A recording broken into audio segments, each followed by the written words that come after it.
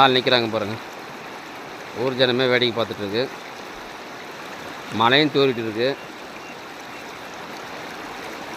இது ஒரு நாள் ஆகுமா 2 நாள் ஆகுமா தெரில தண்ணி வடிய.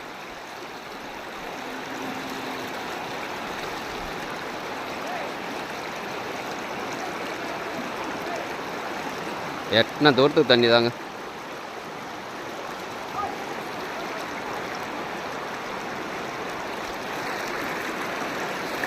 எவ்வளோ தண்ணி வருதுன்னு. நம்ம அகரம்பள்ளி விட்டு வாழை விட்டு சமூக சேவை செய்கிறாங்க எல்லாம்.